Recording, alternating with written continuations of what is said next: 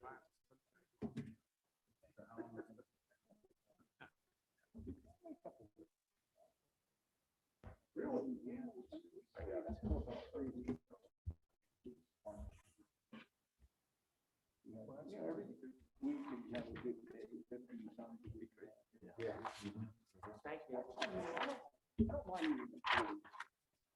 If it's not windy in the sun, Only one requisition today, Matt. Wow. Are you ever gonna have requisitions for the stormwater? Payment of bills, and then I added this payment of requisitions for selected bills. You have nothing's ever been sent to me, nothing's ever been. So whenever I have requisitions, I'll take it off my bill. When it's time, I don't take the, I don't take the question for. Requisitions Continuing the trust. Oh, I don't know. Okay, okay. So, Okay. the right stuff. Yeah, exactly. So if there is, right, or maybe not be a trust manager for. For the stormwater part.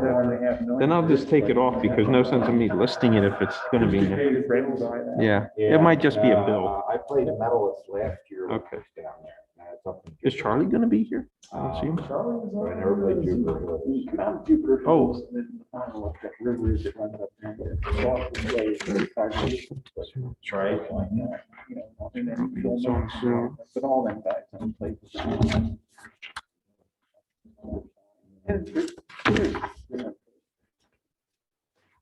Shawnee, Baltimore Ravens, my brother introduced me.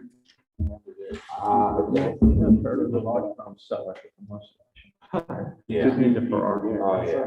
It's, our claim to fame, Gary Woodland. David Herman King. And then we have a lot of.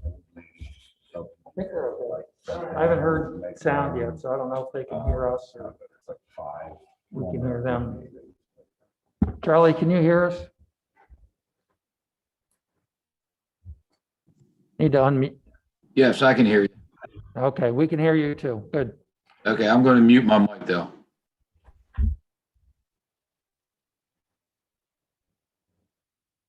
Ready? As ready as I'm gonna be. Okay. Welcome to the February meeting of the East Lampeter Sewer Authority. And I invite you to join us for the pledge of the American flag. Allegiance to the flag of the United States of America and to the republic for which it stands, one nation, under God, indivisible, with liberty and justice for all.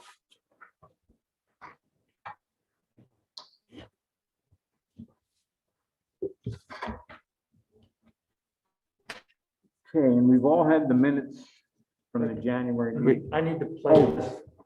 Yep, play your, Hello and welcome to the East Lampeter Township public meeting.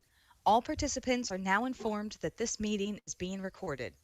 Due to the COVID-19 virus and Governor Wolf's orders limiting indoor gathering, in-person attendance for this meeting is being limited to a maximum of 25 people who will be observing social distancing. Additionally, based upon the Secretary of Health regarding face covering, all participants in the meeting room are required to wear a face cover unless they get into one of the order's exceptions. When speaking, while maintaining social distance, participants may remove their face cover.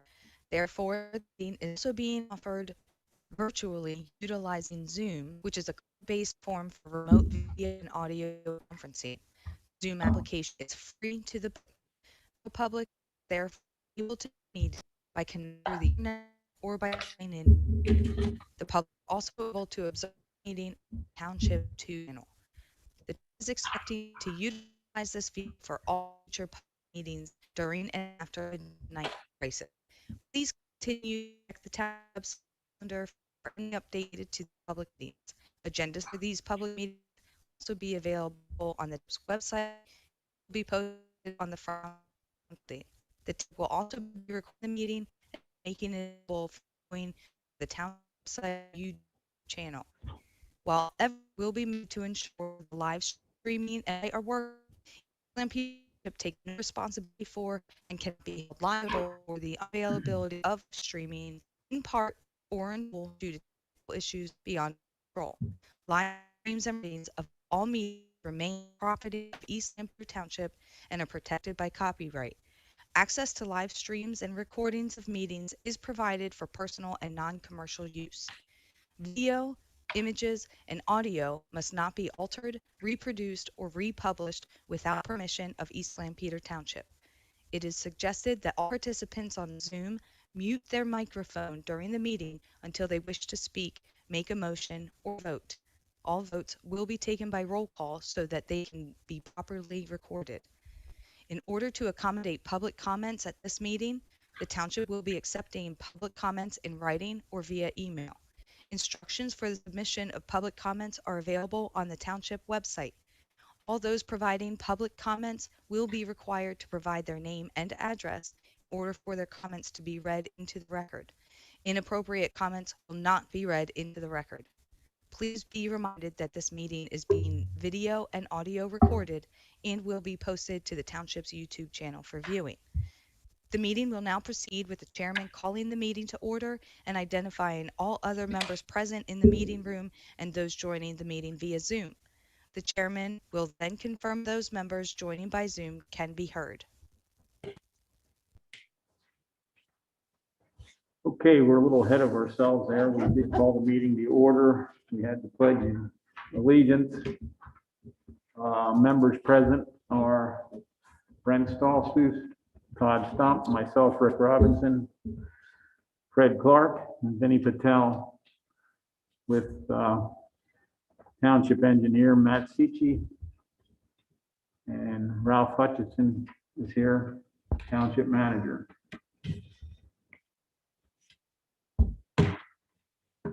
Okay, we have approval of the minutes from the January 13th meeting. We've had the minutes now for a couple weeks, so unless there's any additions or corrections, they're going to stand approved as written. Treasurer's report. Rick, I have a checking account balance of $18,004.10.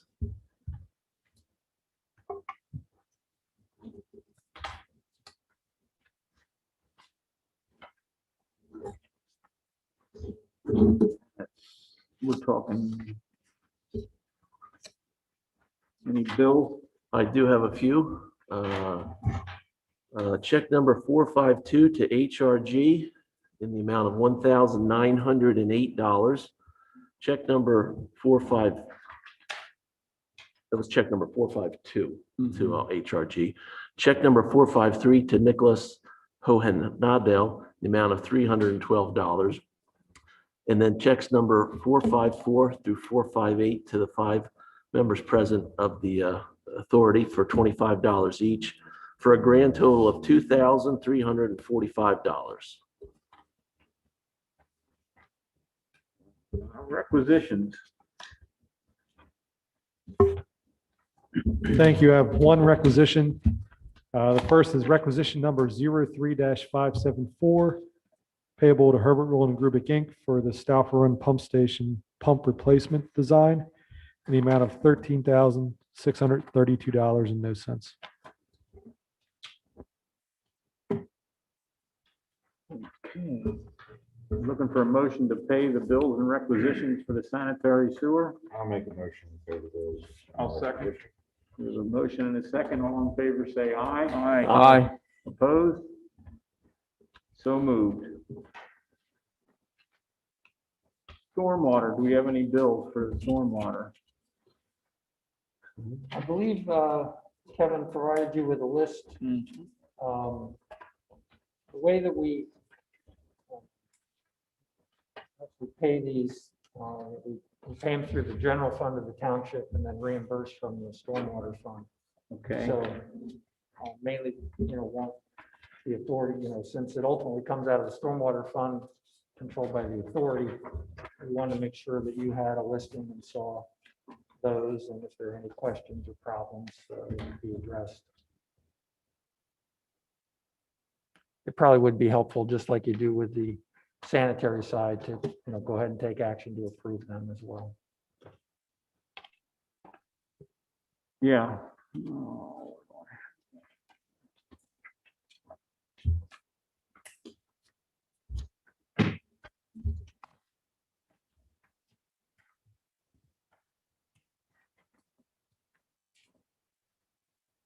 So there's really no action we should be taking now for that, right? I mean, I don't see it.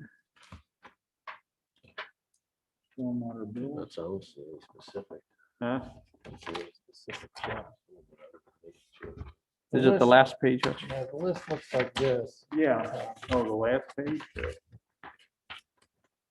Okay,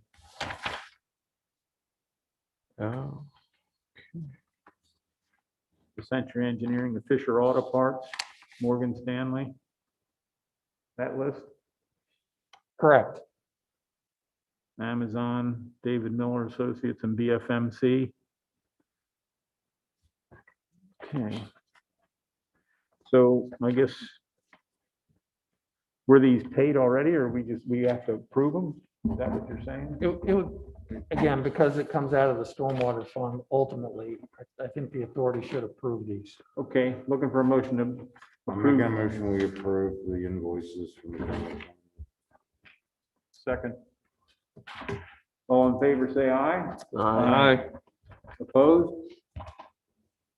So moved. The stormwater bills have the approval of the authority that you can put the stamp on the check. Thank you. Okay. Old business under sanitary sewer, the Stauffer Run upgrade. Thank you. We held a meeting this morning with representatives from LASA to discuss their Pleasure Road pump station, which Stauffer Run ties into, and then it's a combined force main, basically that runs along Walnut Street by the Amtrak Bridge in Conestoga River. From that up to the pump station in McCaskey is where ultimately it conveys to.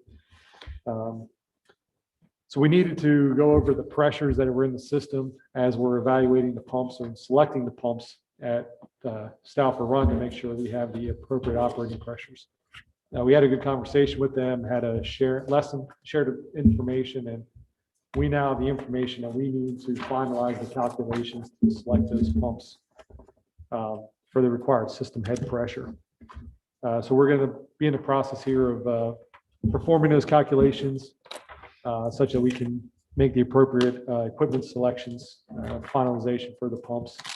I did provide here, I gave to Hutch for staff's review, 2 sets of the drawings and technical specifications thus far.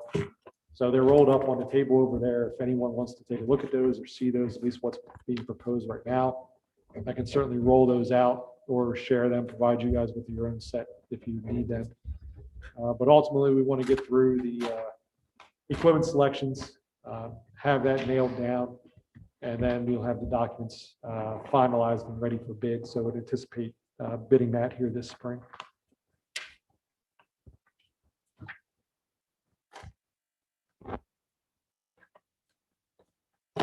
How far away are we to actually seeing something happen there? If we were to bid this spring, there would be it'd be a 30-day bid period, 1 month. Then it'd probably take, after bids are received, going through the process of getting paperwork with a contractor, awarding that, another probably 2 months for that. And then having the contractor mobilize. So you're probably, summer timeframe for actually End of getting something summer. on site. Yep, okay. Okay.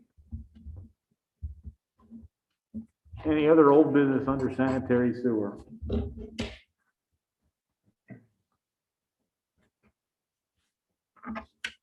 Yes, I do, if I could. Treehouse, I just wanted to update that we do have a meeting set up on the 24th at 1 PM with Treehouse, Lancaster City, and our staff to start working through the illicit discharge sewer pipes.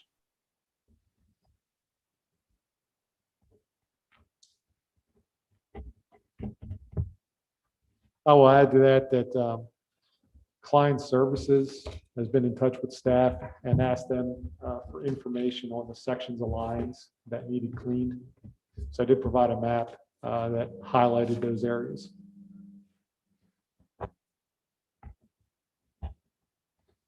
Treehouse is still being pretty receptive. Yeah, I think, it seems to be cooperative at this point. We've been working through the process of organizing a meeting, and, virtual meetings are something of a challenge. There are a lot of people involved, so, finding a date and time that worked for everybody got a little bit challenging, but, yeah, I think they've been cooperative so far.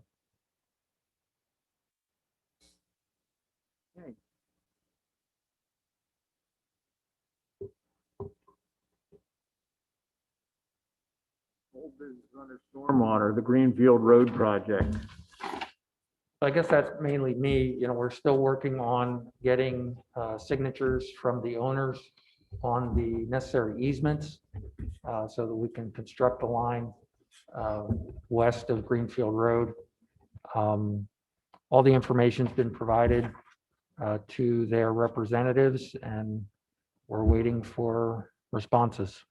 The one property did indicate that, and they've indicated this to Charlie for some time, they have concerns about the construction activity having some impact on their building, because we'll be relatively close. We'll be within, 8-10 feet of the building.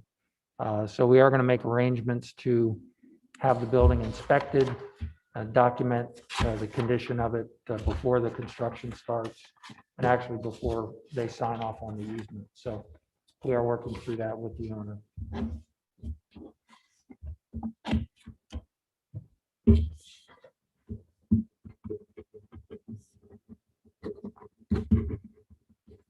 Any other old business under stormwater?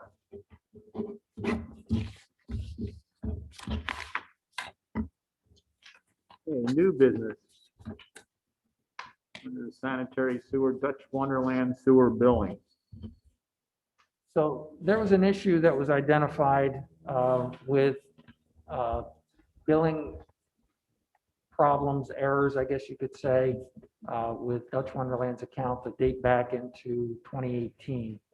And when Kevin identified the problem, he reached out to Dutch Wonderland representatives, and Mark Stanley's on the call this afternoon as their representative. And ultimately, we negotiated this settlement agreement to resolve the outstanding amounts, have them paid off over time. Dutch Wonderland would like to have both the Board of Supervisors, which happened on Monday night, and the authority approve of and sign the agreement to make sure that all the interests involved in the sewer system are covered.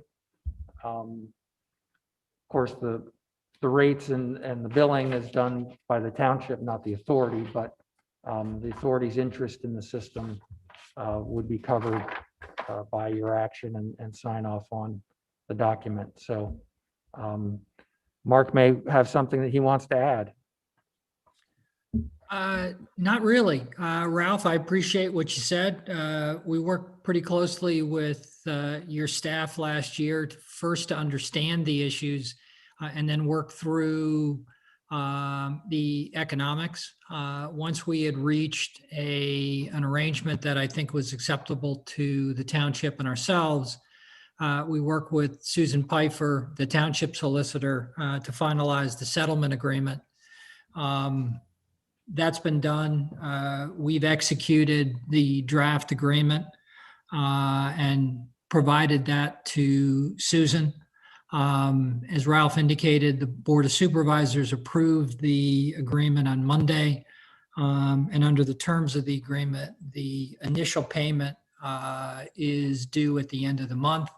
If the authority approves it after the necessary signatures are obtained, we'll work through the payment schedule that both parties are in agreement with. So we're comfortable, appreciate the time the township and authority staff put into addressing it and explaining it and working through the issue with us. And we'd ask the authority to just approve the execution of the agreement.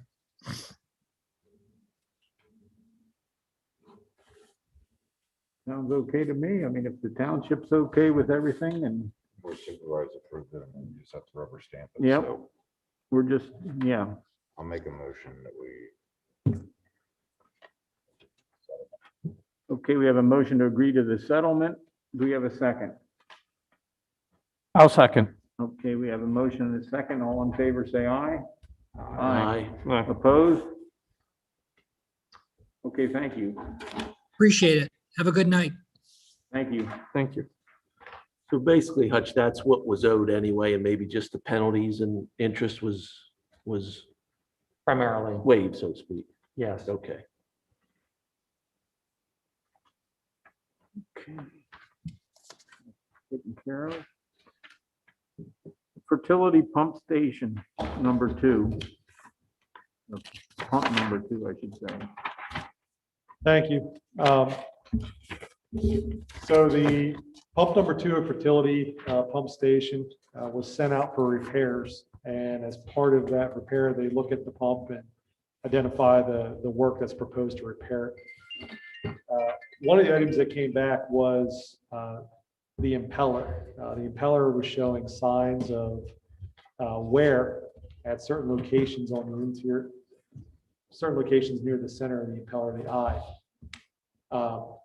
And that wear looks a lot like cavitation damage would be eating away missing pieces of the impeller. The impeller was replaced about 4 years ago at that time and coated. And there was a lot of testing that was done on Fertility Pump Station, trying to make sure that we address the issues with vibrations, some seal failures, things along those lines, and it was operating in the proper conditions. So at that time, we did indicate that there was a possibility of air entrainment, some suction issues happening. And what we found, I think this damage that we're seeing is indicative of that. And in the engineer's report, the Fertility Pump Station, pump number 2 is the center pump. So you have 3 pumps in a row, it's one in the center. So it has the ability to draw flow from either the open or closed wet well. And it draws that in through a series of elbows coming into the station, horizontal bends. Those bends, based upon current standards, are not ideal for drawing flow in because they can basically push the flow to one side or the other of the pump, create some off balances. In addition, where the water comes into the pump station and drops down into the wet well, that also occurs near where the suction line is for pump number 2. So that falling water, that waterfall effect can carry some air down into that pump and also draw that in. So the city of Lancaster has a very similar pump station to Fertility. Fertility actually pumps to it, similar layout. And when they upgraded their station after Fertility was done, they actually created a physical model of that station developed at a laboratory. And they found these issues here with the water falling into the wet well, as well as these 90-degree bends that are back to back is causing issues. So that they actually did some modifications to their station when they upgraded it to take care of those issues. And that's on the page 3 of the, what they did is shown on page 3 for the center pump. They replaced the 2 90-degree elbows that are back to back with a 45-degree fitting and a Y. And they also raised their operating volumes of the wet well up, and they put basically a pipe in their wet well where the water falls off and cascades into the wet well. They put a horizontal pipe there to help dissipate the energy to prevent that plunging effect and that air from being drawn into the pump. We went out, we took a look at the station a couple weeks ago with City of Lancaster staff. I should mention the other thing they did is on the suction line, they put what's called a flow straightening vane in. And it's just basically a plate of stainless steel metal that hangs down about 1/3 to halfway in the pipe. It's just designed to keep that flow from swirling in the pipe itself. It just keeps it going straight through for a section. So they found that these improvements have helped their operation of their station since it's been completed. Based upon what they've done, they have not noticed any issues similar to what we're seeing with the impeller damage in our pumps.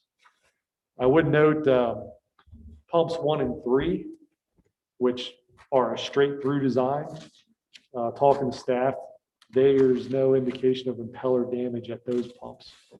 We're not seeing this type of wear. And I think, Charlie, I forget, it's either pump 1 or pump 3 was investigated last year. I think according to Larry, didn't see any damage. Pump 1. Okay. So there's some,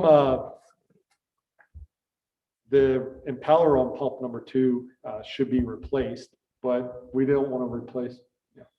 We wanted to see if we could fix the issue that's causing this. And this would be a potential repair to fix that issue that's happening at pump number 2. Larry has reached out to Heisey Mechanical, who was the contractor who actually did the improvements at the City of Lancaster station, to see what this would cost, because Heisey actually fabricated the fittings and the elbows needed for this to make it happen. So I know they were out last week to take a look at this station. We sent them some drawings, and they're in the process of putting together some cost to see what it would be for them to do this work. We didn't hear back from them. According to Larry, he said Heisey got called out on an emergency situation, so they don't have pricing yet on that. So the damage is caused by the split. We think, if you look on page 2, how the flow comes in. Yeah, I see that. Yep. That flow that's going through that pump can cause what they call a swirl effect. So it's going into the impeller and it's going, say, into, not coming directly into the center, it may be concentrated to one side. I think that combined with drawing air from that falling water on the influent, the damage itself appears like cavitation, but all the testing that's been done to date says that cavitation is not an issue because you have the sufficient suction elevations that are being drawn. So that itself is not being drawn in. So we think it's on the suction piping that's related coming into the system here. So it's, I think, a multiple effect of the 90-degree elbows on the suction coming in, as well as the water falling into the wet well. The one suction elbow itself on the open side, that's right where that's being drawn in at. And what are you doing to take care of the waterfall issue? So Put a straight through pipe in, I think he said. on the wet well side, there were what the city has done.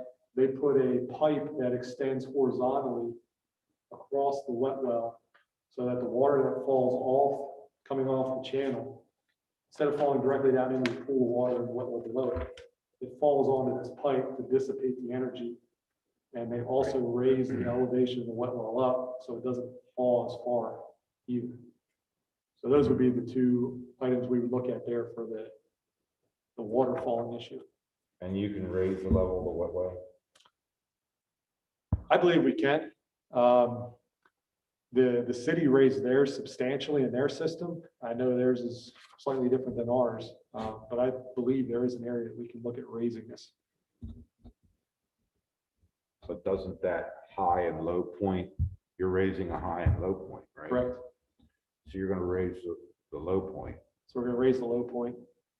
Are you gonna raise the high point? I think we would. That's something we need to look at and investigate further. So I mean, you're not gonna short cycles where I'm going with that. Right. What the city did in their system, and this is what we need to investigate further from the elevation issue, was you've got a 36-inch pipe that's coming into this pump station. The city said, hey, during those high flow periods, we might have a full pipe coming in. So instead of having a full pipe come, they raised their high water level to take advantage of that full pipe coming in. So that high water level is actually going to be near where the top of that full pipe is on the 36-inch line. Right. We need to investigate our system to see if we can do the same thing. The city has a slightly different system operating pressure. Where they pump, they have very little static head that they're pumping over. They're more or less, transferring the flow horizontally just a distance, where we have over 100 feet of static head to get up over the hill.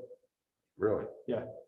So because of that difference in static head, they can operate their pressure on their pumps, really vary the speed of them.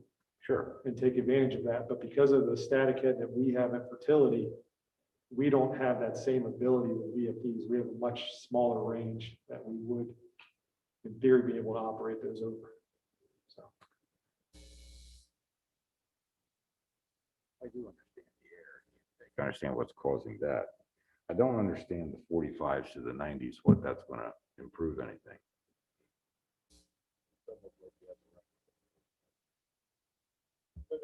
put the 45s in, what we would be looking at is currently there are two plug valves that are on the suction line. Those plug valves, they have a pretty decent length associated with them. We'd be looking at replacing those with knife gate valves, so a much shorter knife gate valve. And then having the 45 there with the Y. So I know Heisey came out to take a look at it. I wasn't there for the meeting, but they thought it would be feasible to have enough space to place that. We haven't prepared any drawings. Yeah. I just don't understand why that has anything to do with getting air in the water. I think it's not air in the water. I think it's it's not air in the water is another issue. The 45s versus 90s are trying to keep that flow as straight as possible going into the pump. So it's not swirling coming into the pump. So ideally you have a straight area like pump 1 or 3 is. But because of the location of pump 2 and the ability to draw from either wet well, that's not feasible here. So the 45s would give us the best alignment, best routing for the piping on the suction side to get from the wet well into the pump.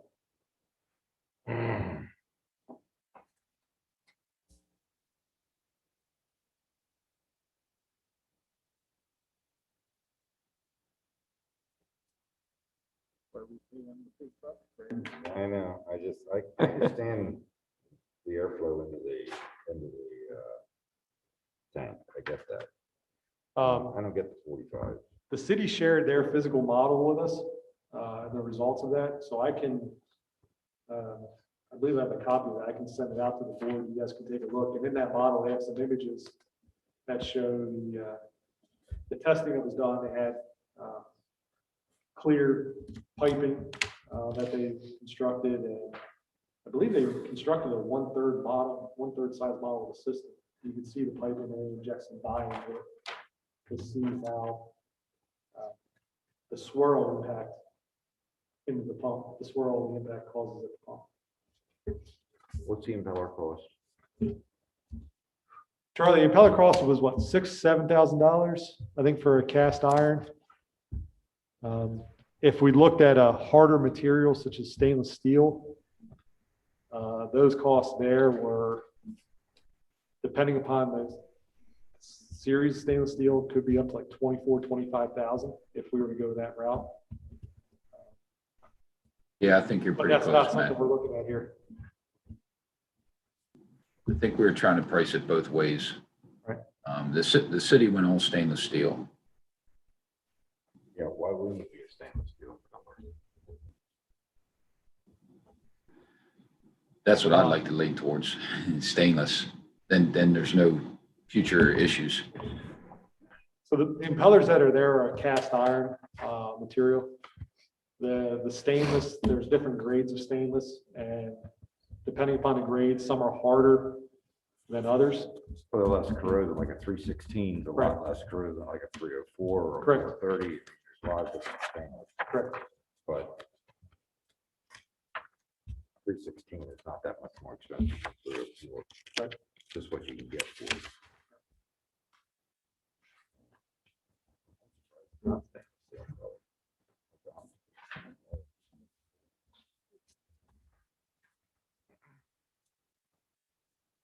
don't know enough about it to make an opinion of it, just using common sense.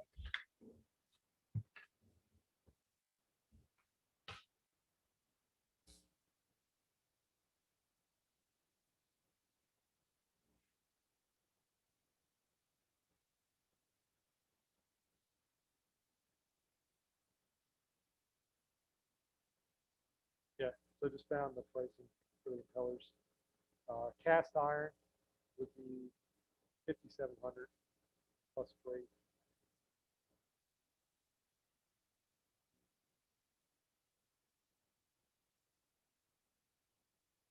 $316.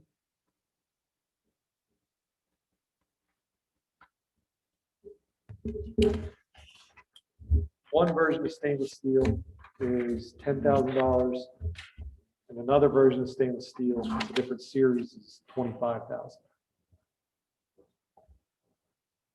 Gold-plated stainless. It's a CD4MCU, so I need to see what kind that is, but it's a different series. I mean, 316 is good enough for just about anything. So the 316 is the one that's 10,000. Yeah.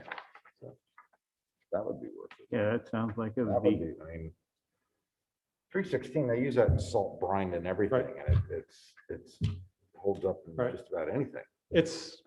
And I think it's a difference of corrosive resistance of the material, and I think the 316 is great for the corrosion. I think the other difference, the other impeller, the other stainless may be a harder material. So it's more resistant to pitting. Yeah, but it's twice the price. It's not going to be twice the wear.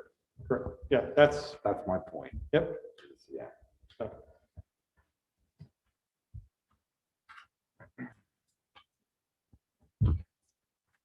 So Charlie, I think, maybe the direction we can at least take from today is perhaps we could continue getting pricing from Heisey to see what that cost would be.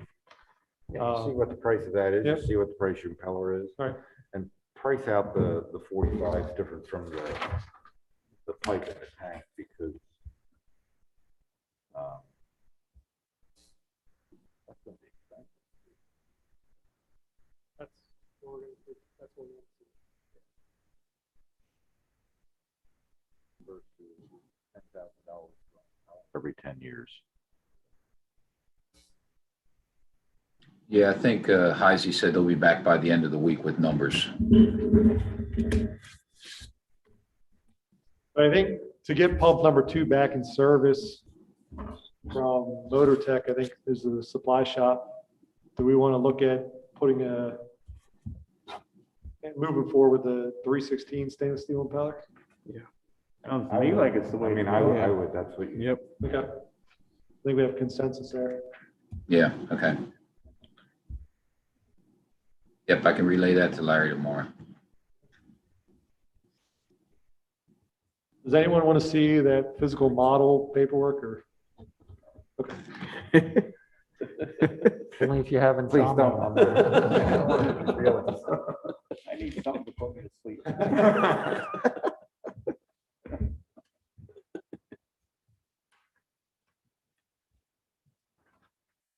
Any other new business for the sanitary sewer?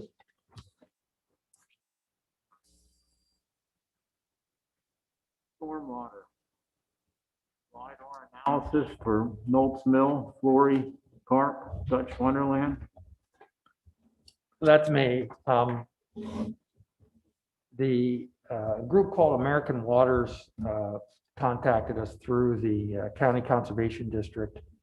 And we met with them back in early fall, I think it was, out at the Nolts Mill Dam on Mill Creek. And we're talking with them about different opportunities to do one or more projects that would help us reduce our pollution into the stream and help us with our MS4 requirements. pollution reduction requirements. And so they got some pricing from folks actually at F&M College to do what they call a LiDAR analysis, which is, you know, images, aerial images of the stream above the dam, which can give them enough detail to identify how much silt and sediment is built up behind the dam and what opportunities might be there to remove that pollution that's still in the stream behind the dam. And they gave us a price of $2,600 to do 3 dam locations with this LiDAR analysis. And the 3 dams that we have in East Lampeter along Mill Creek are Knolt's Mill, Dutch Wonderland, and down at what used to be Bonholzer's Mill, Flory Park, exactly.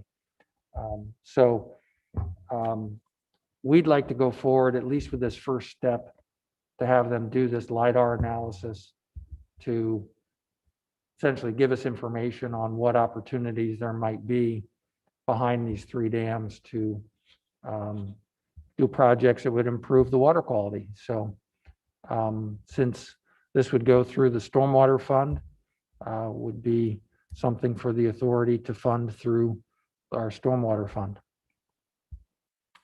So we'd like to recommend that we do that and answer any questions that the authority might have.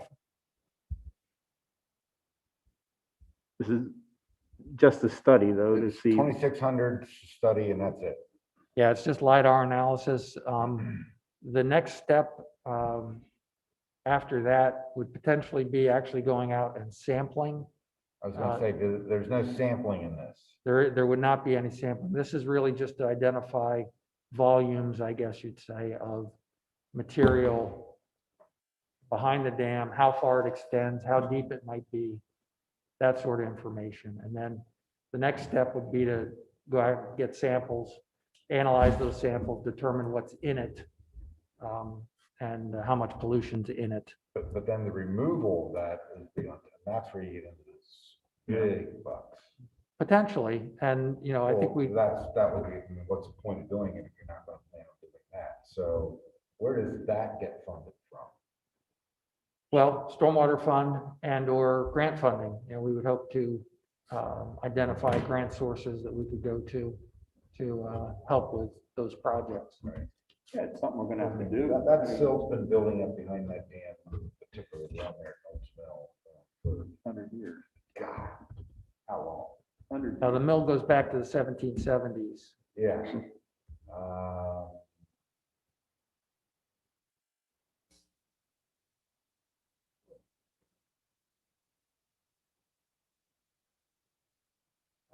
We believe that the owner of the mill property owns and controls those Does the structures. mill property go the whole way up to the dam? No, So that mill race, whose property is that mill race on?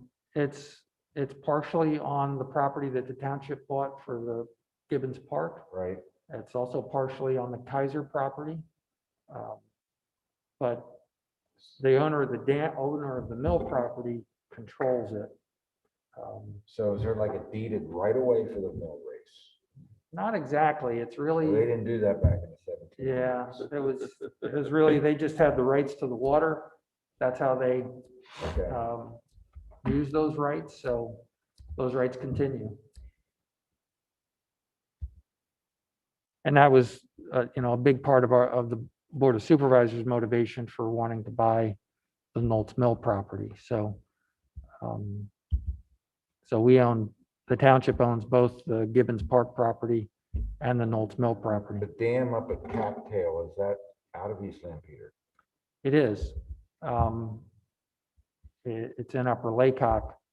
We actually did ask the folks at American Waters to reach out to Upper Laycock to see if they'd want to add that dam into this analysis. So we do 4 instead of 3. And that might improve, you know, economies of scale as well. But Yeah, that next one up by Beechdale Road, that's in Upper Laycock. Yes, am I nuts for saying this? I mean, is there any reason why those dams have to be there anymore? Well, that'll be part of the analysis really is to, whether or Or not, is this a long way of getting around to do that? well, I don't think a decision's been made to actually do that, but I think it'll be considered as part of the process as to whether or not breaching or removal of the dams is ultimately the thing to do. I mean, as someone that lives along Mill Creek and have been around Mill Creek most of my life, I mean, I can't believe how clean that thing is right now. And just the quality of fish that you get out of it is, it's amazing from what it was. As a kid, that thing stank. I mean, the only thing that solved that was making New Holland clean up their sewage plant. Salzner's. And Zalsner's and. Well, and the those chicken pickery isn't there anymore. so- Yeah, yeah, but.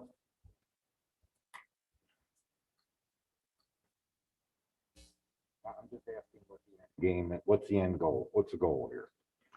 To find To ways improve the to, quality of water, and I'm saying, my God, that water is really good well, it needs to to get a the lot, visual eye.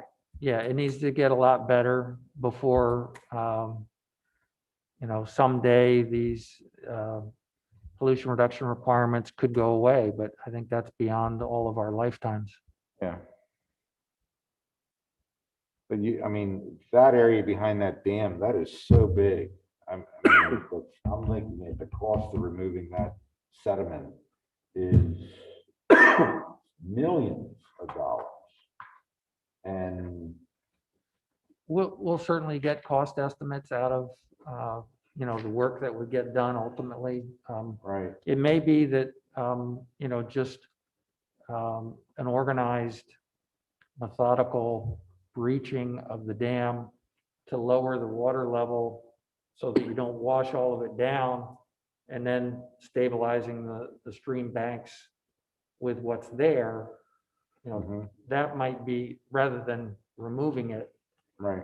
that might be. Well, all the work that's been done upstream as far as stabilizing the banks is what's getting the quality of water even to what it is today.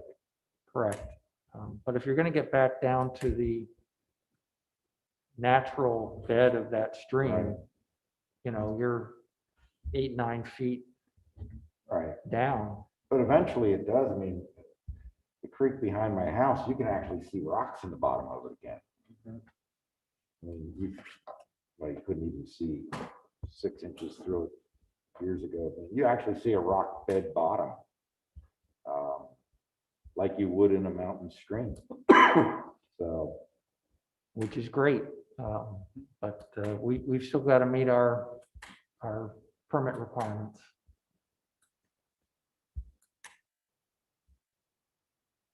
but your permit requirements are based on dollars spent, or is it based on any test criteria? It's essentially based upon DEP approved calculations that say if you do X, you get this number of credits. Right, so it's based on money spent. No, not, Well, it's Yeah. not based on this milligram of stuff in the water is this much less than this many parts per million is going down. they're not doing that sort of testing. If you do So a they're stream, if giving you do a credits, stream and bank, the credits are based off of how much you spend on it. no. If you do 900 feet of stream bank restoration, there's a formula that says, okay, you've done, depth, by the depth and the length, then, okay, here's the amount of pollution you've reduced. That's,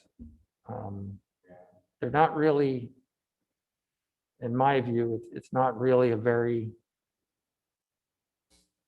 scientific way to do it, but that's how it's done.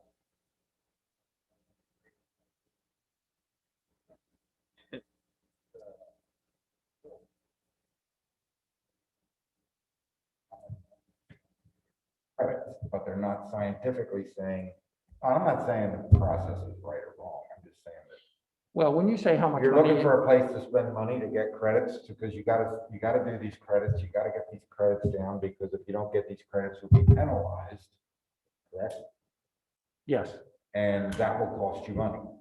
But you Yes. gotta go hand in hand. If you're gonna take care of 1,000 feet of stream bed, that's gonna be more money than doing 500, Right. right? So it kind of doesn't, you know. that's true, Hold but And then You know, if you're when saying, Fred if you're says- gonna remove 200 metric ton of sediment behind this dam, and it's gonna cost you $10 million to do it, but that 200 metric tons of sediment is gonna improve the water quality by some formula. yeah, there's certain pollution credit that'll come out of that. But, you know, we're trying to find, and we think doing stream bank stuff is the biggest bang for your buck. But when you say it's based on how much you spend, you know, we could say, okay, we're gonna spend $1 million on 100 feet of stream bank improvement. And if we spend $1 million, you get this much credit. Right. If you spend 100,000, you only get this But you much. don't get as much That's not- impact from that stream bank as what you might get from removing sediment. Potentially, we're trying to find that out. Hmm.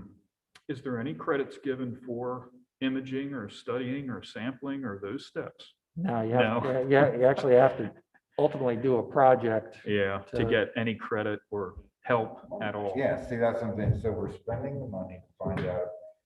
So, The end game expense is I mean, really it's like engineering. I mean, what, you have to do engineering to get a project. I get it, yeah.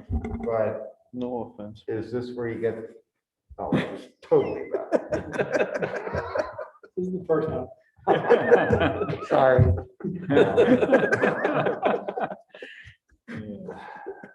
You need it. So, I mean, is there enough of knowledge or experience on this where you can make the most impact on pollution? Stream bank restoration, sediment removal, planting of certain things.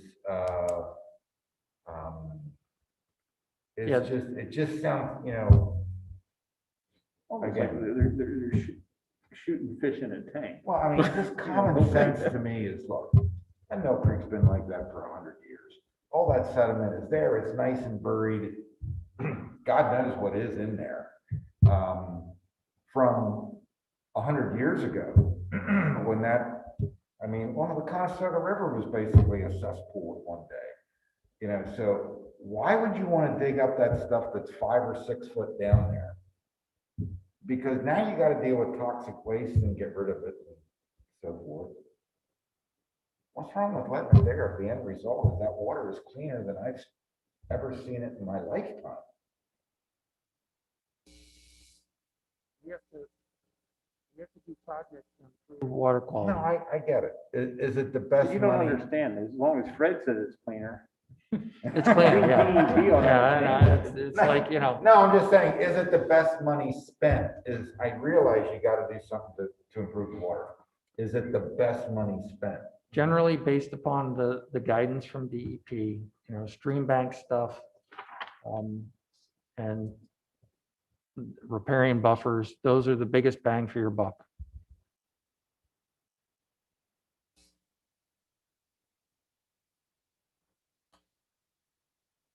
Looks like we're penalized again with,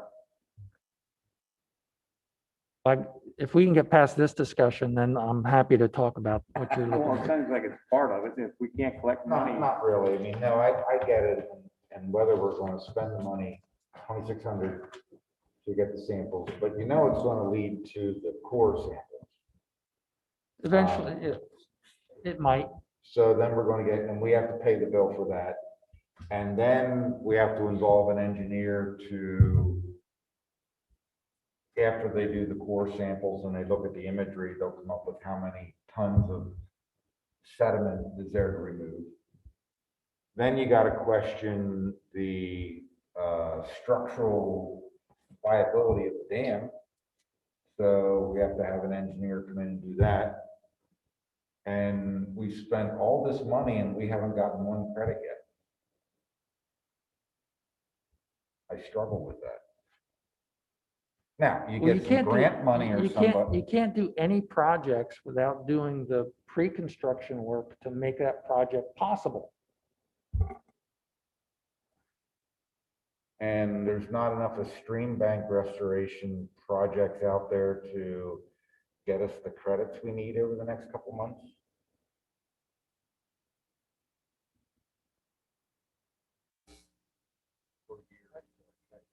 Years, yeah. Yeah, I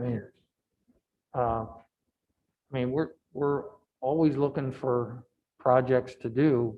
The question is, what's the lowest hanging fruit that we can pull? And where the township owns and controls the facilities and or the land, those are the easiest projects to do. I mean, otherwise you got to go out, you got to cultivate relationship with property owners that own along streams. You got to explain to them what you're going to do. This all takes And time. I get all of that. That's And a lot and of then costs involved then in design getting a to that project. point. I just see aerial, then core drillings, then engineering, then estimates, then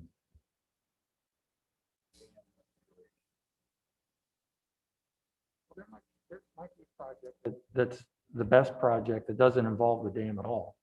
But we don't know that without doing some investigation.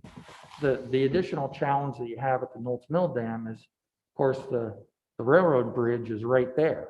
right. So, what happens, I'm assuming that is down to bedrock and the dam isn't going to change anything, but that bridge came in the early 1900s, long after that dam was there. Yeah. So, we got to figure that out. The other two, don't have that complication. Yeah, that's probably the worst one. Dutch Wonderland wouldn't be that difficult. But again, there's a relationship that, it's good, but we still got to explain, okay, what's this going to look like along your amusement park after this change is made? They're going to want to know that. So, $2,600 is a very small investment in looking at this issue. I'm not all right, it's just that it Yes, just you are. leads to another 2,600 and then another 5,000, another 8,000. I mean, do we have any idea where else that, like, what does core sampling do? What does engineering cost to get to the point that we say there's X amount of tons of sediment there? Because isn't There's- that really where we'd be going with this?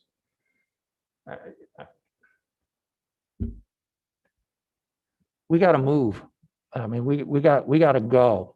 We got till 2023 to get projects in the ground to meet our permit requirements. So, this stuff takes time. If we don't start now, we're never going to make it.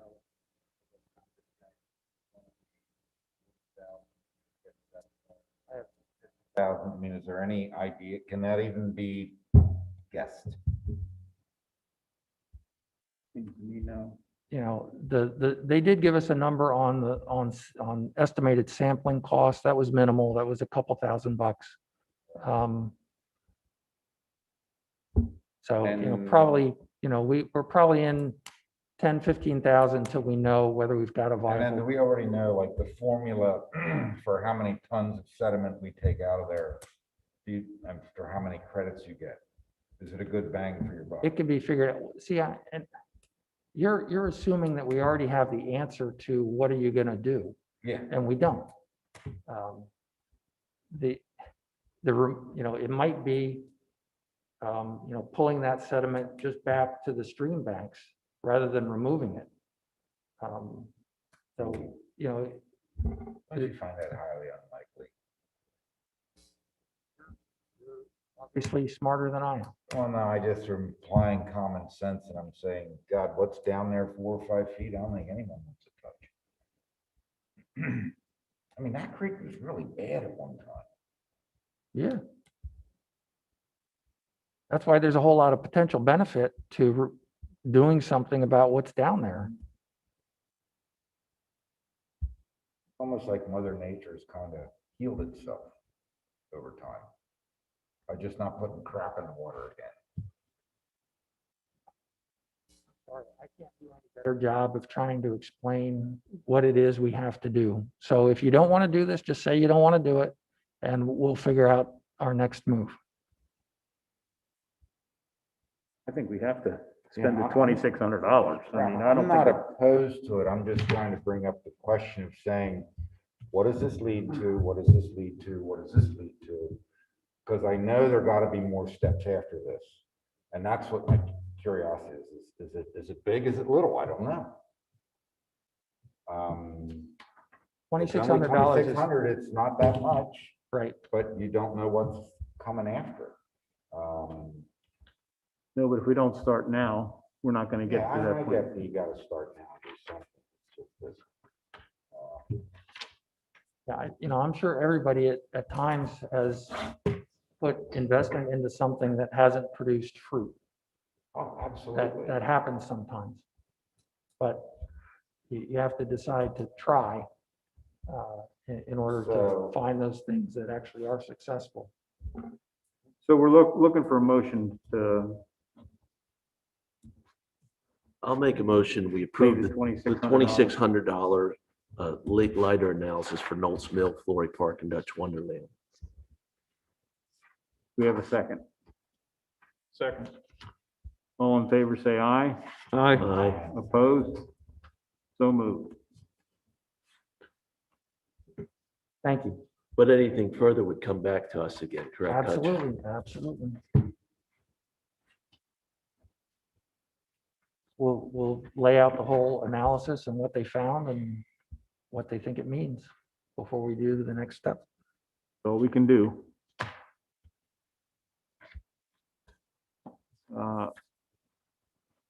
This here letter from the general counsel from the Commonwealth of Pennsylvania. Yeah, this has to do with our billing the stormwater fee to PennDOT and their property at the corner of Oakview and Lincoln Highway. They're taking the position that it doesn't apply to them. I did provide this letter to your solicitor, Matt Cream, and he's going to prepare a response and whatever the appropriate legal approach is to this. Wait, they're wrong. Okay, I can tell you that. Didn't we spend a little time up front trying to avoid this? That's why we made it a fee, That was a big part of it. right? It's not a tax. They do have their own permit, but that has to do with their, what is their system. Their property does contribute flow into our system. Just like they're connected to the sanitary sewer system, they're connected to this system. So they pay the sanitary sewer fee. Why wouldn't they pay this? That's what happens to all the salt that they throw on the road and all that stuff that goes into the streams and everything else. Right. Theoretically, on their roads, that's their MS4 permit. We have the same thing on our roads. Yeah. Are there any other municipalities or organizations like this that could use this? I mean, is it start a precedent that, I don't know what else would there be? Well, wherever there'd be a state sheds, like at the top of the Ephrata Hill there, or I meant East Lincoln Township. The railroad goes through here. Could a railroad do the same thing? Could PP&L power a power station, transformer station or something, railroad station? Is that exempt? Is there from the fee? We send a bill to everybody, including the railroad, including any utility that's out there.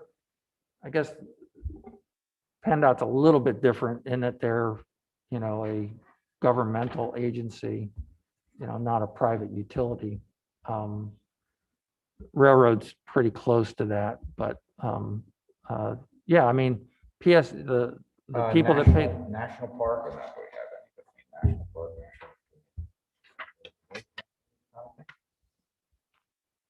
we didn't really look at that because we didn't have that issue here. The people that pay the bills for the state police, they've not paid the stormwater fee for that Yeah, property. state police, what about that? He's saying they didn't pay. We haven't gotten a letter like this from them, but they haven't paid yet. I mean, that's the Commonwealth. It's the same thing, really.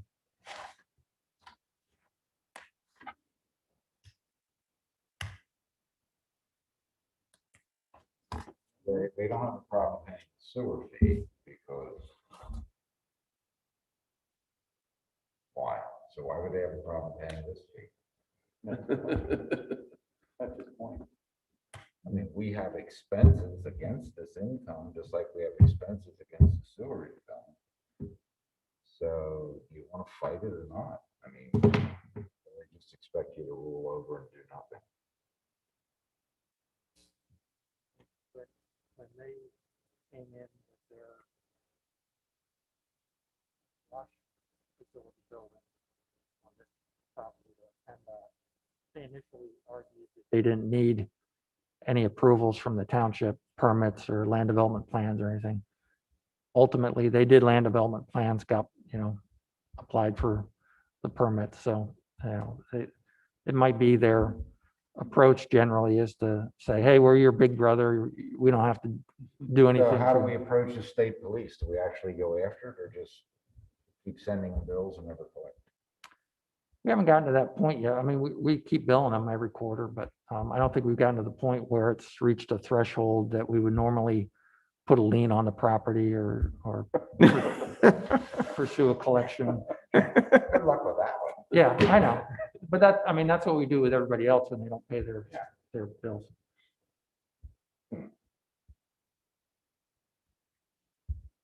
So I wanted, obviously, it was addressed to the authority, so I wanted you to see it and let you know that Matt will be coming up with a response.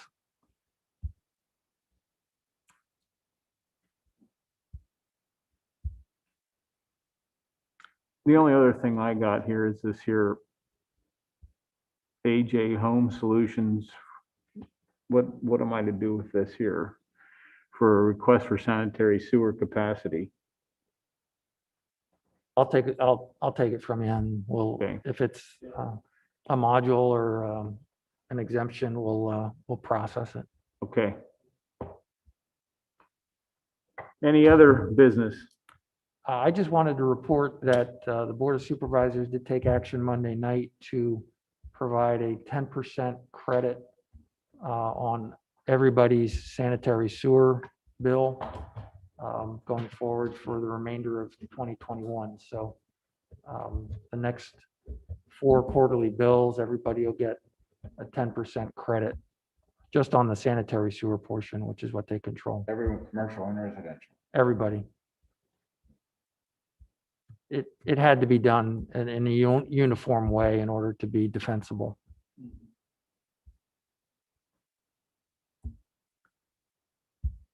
Yeah, you're making money, Fred. Making money. I know, I know you gotta do it. It's like. I know there's something. And we're going from. Thank you very much. I'll pass that on to the But it's not supervisors. The supervisors did it, that makes it right. Okay. Any other business? Motion to adjourn? Yep. All in favor? Yep.